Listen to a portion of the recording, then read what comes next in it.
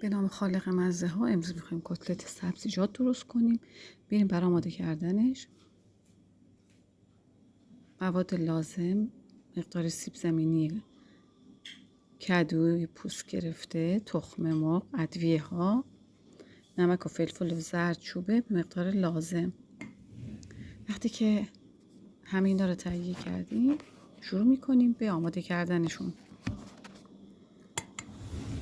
سیب زمینی ها و کدوها رو همراه پیاز رنده میکنیم.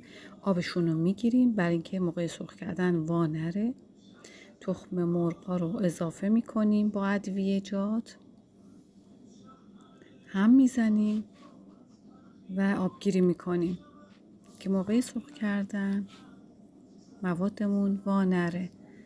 به همراه مقداری سویای گیاهی و جوی 2 سرپرک بهش اضافه میکنیم. این یک کتلت فوق‌العاده سرشار از کلسیوم و پروتئینه و رژیمی هم هست.